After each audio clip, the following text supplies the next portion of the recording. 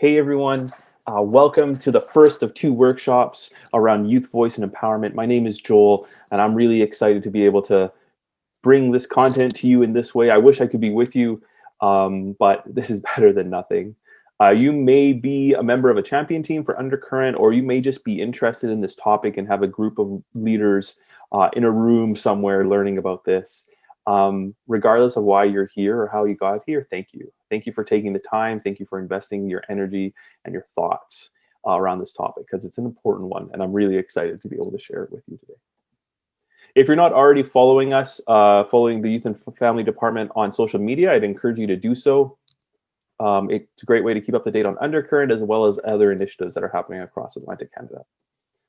Today's workshop, it's going to follow this suit. The first workshop of these two workshops is really about kind of setting a foundation for how we got where we are, how do we view young people, and how do we potentially shift our perspective so that we can move towards empowering young people. You'll notice that there's a lot of pauses in the video or invitations for you to pause and have group discussions. We want this to be helpful and useful for your context. You know your youth, you know your church, you know your community. And so the content that we bring is hopefully going to be useful in stimulating conversation, but I want to affirm that all your experiences, all your knowledge, that's important to bring to the table too. So as you have those discussions, talk about the content, but also bring your past experiences in, as well as your understanding of the youth and the context that you're serving. We're in this together, we're co-learning, we're co-creating. So I just want to affirm that in you, as well as if you don't know somebody around the table, get to know them, introduce yourself, and try to create a space that's safe and welcoming for people to share.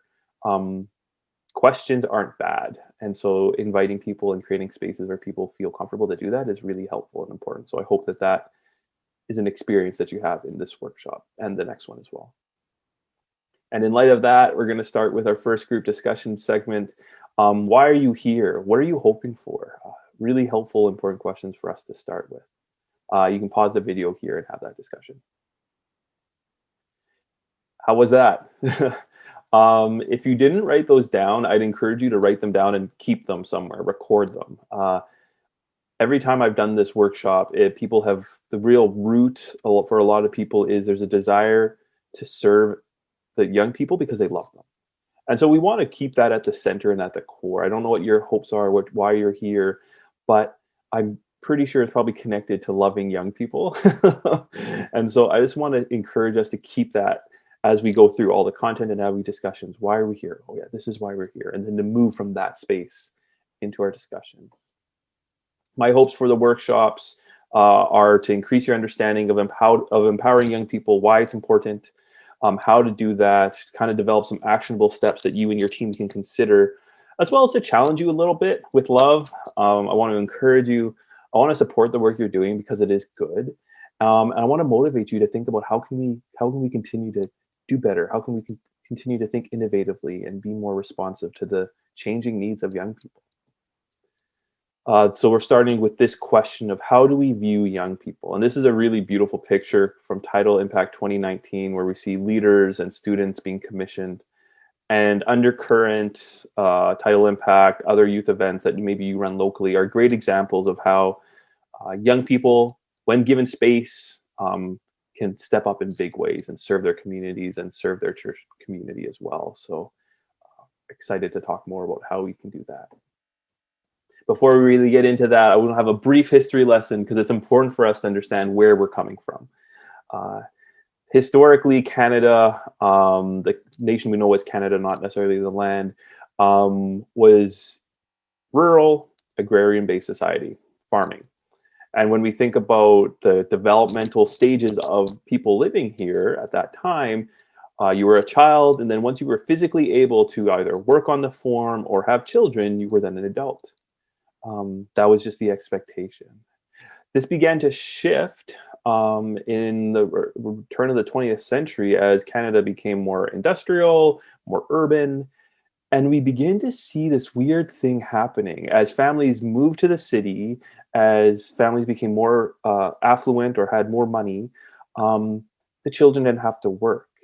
And so political, societal, and religious leaders began to notice this weird emerging demographic of people that weren't children, but they weren't, according to them, adults. They were this kind of this in between space. And like, granted, and so adolescence emerged. We know that puberty is a thing that is happening. Hormones are raging. Um, but what began to happen in this time period as adolescents emerged was this perspective of them as not yet adults. This idea of, oh, you're still a kid, and so you're an adolescent, so you can't actually do all the things that our adults can do. Um, it was this deficit view of this stage, of this new emerging group that wasn't to the because of necessarily anything that the young people were doing. It's just the response that was happening societally to this changing Canadian world. And so it's important for us to recognize this, because this is the grounding and this is the foundation of adolescence, of young people. This kind of deficit perspective, they're not yet there, right? You're not yet an adult, so you're going to be downstairs. And when you hit this magic age, then you can come upstairs and be part of the adult service. And what began to happen with this is it became a kind of self-fulfilling prophecy. And what really, I think, turned the tide on this is when business, industry, and marketers began to see this demographic of people as an opportunity to sell things to. And we know the impact of marketing can have on people. And what happened is that these marketers began to shape the narrative around what this term of adolescents to teenagers were. You need all the new stuff. You're angsty, teenage angst, rebellion, etc., etc. And then just became to kind of fulfill itself. Naturally, of course, there are going to be difference between generations, and there's going to be conflict potentially there, dissonance, which isn't necessarily bad. However, what this marketing did is it began to twist it, to kind of heighten it up, turn the volume up to 10. And that's really where we are now. And so as you think about this, you can pause the video here to have a discussion around what people's thoughts are. Do you agree? Do you disagree? Did anything surprise you? Yeah, take a moment to talk about that in your group. You can pause. Anything surprising? Did you disagree with anything? Oh, I wish I could be there with you to have those discussions. I am happy to say that things are beginning to shift. We're seeing a movement away from this kind of deficit perspective of young people in education, and definitely in youth development studies. This idea of the banking model of education is that young people are just empty cylinders with no experiences, no content, and I, as the wise adult, am going to bestow all of my wisdom to you, and you just got to soak it all up. Things are beginning to shift to view young people as, while they might not have as much experience as adults do, they still have some, and they definitely have passions, and they definitely have gifts, and they have lots of good questions. And so we're beginning to see this shift to kind of the strength-based perspective, the valuing of youth voice, the desire to empower young people. And it's exciting. And so this is where a really big thing that I want us to take away from this first workshop is this idea of strength-based perspective of young people. And really it's about viewing young people not as lacking, but as having something. So for example, you see a bunch of teenagers walking down the road and they're all on their phones. A deficit approach is, man, they do not know how to interact with each other at all. They're so antisocial. They're always on their phones. A strength-based perspective might be, yeah, they're really connected online. And while, yes, they probably need to work on the interpersonal conversations, the ability for young people to be able to research and to understand, to be able to learn diverse perspectives, to be able to connect with people across the world, they're building their own communities online. That's pretty amazing. It's a difference, right? There's a subtle shift. That young person, they're not ready to lead yet. They're not mature enough, or they're really passionate about playing music. I wonder if we can get them involved in music. Or they really love serving. I wonder if we can get them serving. Just subtle differences, but it's quite distinct and different if we shift our perspective of young people that way. And so thinking about your local context, not being critical, not being overly morose, I'd encourage you to look at these questions and answer these questions. If these questions aren't helpful or good, ignore them. Ask your own questions. If you only have time to talk about one question, that's okay. The hope for is that this begins to begin to catalyze conversations where we are and begin to think about, okay, I'm in this church, in this community. What does this mean? What does this mean for us? You can pause the video and have that discussion now. I wish I could be there. I got to stop saying that, but it's true. I hope that conversation was good, and that's just the beginning of thinking about, okay, how are we actually doing? How do I perceive young people? How does our church perceive young people? And often when we think about this idea, so strength based, and people are like, okay, great, what do I do now? How do I even begin to shift that perspective of young people? Some of us might be saying, Joel, I get it. I'm here. I'm already there. And some of us are like, oh, this is hard. And I know for myself, when I'm at my best and I'm well rested and I'm excited, then I can do this. But I know that there's times where I just slip into viewing young people through that deficit lens, like, oh, they're just not mature. Just pay attention. So it's an ongoing process and opportunity for us. But I think a great foundation for us in order to be able to view young people with a strength-based perspective is empathy. Growing Young is a really great study that was done down in the States, where they identified 6 core commitments of churches who were growing younger. And so their whole theory is that if people committed to these 6 pieces, then their congregation will grow younger. And they interviewed like something of like 470 people of different churches who were growing younger and identified these 6 themes. And one of them was empathy. It's important for us to recognize that, and this is a developmental stage from Erickson, who's kind of the granddaddy of developmental life stages. It's important for us to recognize that, yes, there is a lot going on for teenagers. There's a lot going on for young adults. This is a little bit outdated, and not everybody likes Erickson, so take it as it is. But it's a good example of just to say different life stages, different things are happening for young people. One of the big things that's happening for teenagers is this idea of identity formation. And I would say that's also true of young adults, and probably, if we're really honest, for all of us, regardless of our age. But particularly for youth and teenagers and adolescents, they're asking these questions: who am I? Do I belong? What difference can I make?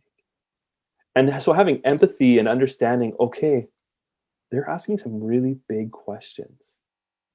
It's helpful and it's important for us to do that. And I think, as always is the case, Jesus is a great example. This is one of my favorite verses when it talks about, this is after the disciples have come back from their first missions trip in Mark, and Jesus said, okay, let's go away so you can rest and we can talk about it. But then those darn crowds come and Jesus has compassion on them. How often are we tired? How often are we frustrated? How often are we not feeling the best, and we run into a young person with an interaction and our response is not compassion or empathy? This is an important thing for us to consider. I really like this activity.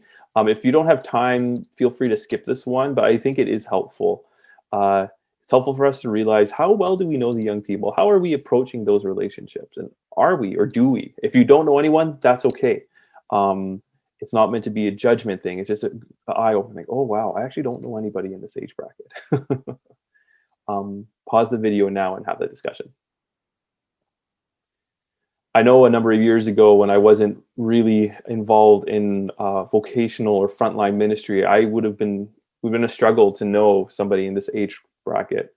I'm now teaching Sunday school at my local church, and getting to know more and more young people. And it's, every time I go through this, it's an important thing to think about, okay, how am I engaging with them? Am I moving towards them?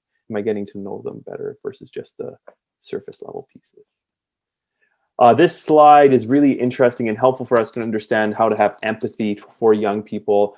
This is kind of the historical experience of growing up.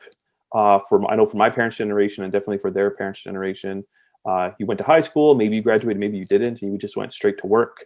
Maybe you went to college, or maybe you didn't, maybe you just went straight to work. You got married, you had kids, you retired, white picket fence, and you were there you go. This is now the kind of the common experience for many young people. And it's a great kind of just image of the complexity of what it's like to be growing up now. And I know a lot of well-meaning people who say, well, we were all teenagers once, and young people forget that. And that's true. And I think we all can commiserate with some aspects of growing up and being a teenager and all those stresses. But it's also important for us to recognize that it is vastly different than what it was like for us.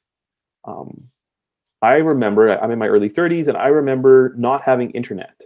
Some of you are going to laugh and say, well, I remember when, et cetera, et cetera. But the generation today, that's not even a thought. It's different. And so this is helpful because it can help us just enter into more of an empathetic posture towards young people. Just recognizing the world they're living in is kind of crazy. And the world that they're entering into and growing up into is different. And it's important for us to recognize that and honor that. This idea of empathy, this idea of empathy leading to strength-based perspective is a part of this idea of how we need to change the narrative around young people. This is a blurry image of Greta Thunberg. Sorry about that. And whether you like her or you don't, she is a prime example of what happens when a young person is supported well, is given space, and is passionate about a topic. She's one of the leading voices on climate change. And she's a teenager. And I think we can see throughout scripture examples of this, about young people stepping up when given opportunities. This Samuel is a beautiful image of God calling out to a young person, and the response being, "Speak, I'm your servant, ready to listen." It's just a really great example of what it looks like potentially when we give space to young people to lead. They're often more than willing and able to step into those spaces. And so as we kind of get close to concluding our time, we're going to have a little bit more discussion. I really like this first question. I went to a conference, and this is what one of the presenters asked, and I just thought it's very tactile. It gets it from just our heads, but more into the actual real world. So what would it look like, feel like, sound like if we were to look at young people's strengths? It might look like more young people in leadership. Um, it might feel earnestly that things would be different because they're going to bring new perspectives. Pause the video now and discuss this in your small groups. Thank you. Thank you for having that discussion. I hope it was fruitful. As we conclude our time together of this first workshop, excited to be with you in the second one, I'm going to read this aloud because I think it's a really helpful thing for us. A lot of the time when we think about youth empowerment and creating space for youth voice, I hear people say, well, I just need to get out of the way. I've been in my position. I've been in my role. It's time for me to get out of the way. Please don't. We need more mutual intergenerational experiences where people who have been in positions of authority or positions of leadership are willing to step out of the way and give away that responsibility, but are still present to support, encourage, and offer guidance. Ultimately knowing that it's the young person's ability, it's their show. I'm going to read it aloud for us because I just think it's really beautiful. Let's stop talking about passing the baton to the young as we elders finish running our laps. Since most of us are more skilled at sitting than running, let's change the metaphor and invite young adults to join the orchestra. As we sit together, we can help them learn to play their instruments while they help us learn the music of an emerging world, which they hear more clearly than we do. Together, we can co-create something lovelier and more alive than the current cacophony, a co-creation in which dissonance has a place, but does not dominate. I think that's really beautiful and a really important thing for us to consider. Because what happens when we're creating spaces for young people is that you have amazing groups like this. So this is a picture taken from a number of years ago from an event called Potential Impact, where young people come to ask questions about how they can create more space for Jesus and their faith in their potential vocation. As they're considering graduating high school, what does that look like?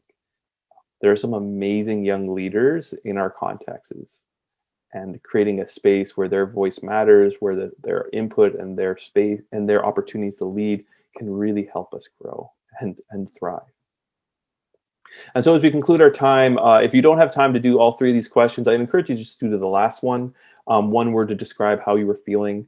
And I encourage everybody to share. You might be shy, and if you don't have to, of course, but it's just a helpful spot for us to think, okay, as I leave this place, as I leave this training, as I hit the pause video on Joel or close the laptop, how am I feeling as I go? You can have that. You can pause the video and have that conversation now. The one word I have is uh, wishfulness. I wish I could be there with you. I really do. I wish I could be having those conversations and interacting with you. But I'm also quite hopeful. I cheated. I have a second word around the content of this. Let me pray for you, and then we'll conclude our time. Jesus, thank you for being with us. Thank you for leading us. Thank you for inviting us into your story. I pray that you would open our hearts and our eyes and our minds to what you have for us. Praise in your name. Amen. Looking forward to connecting with you on our next workshop. Have a great evening, afternoon, morning.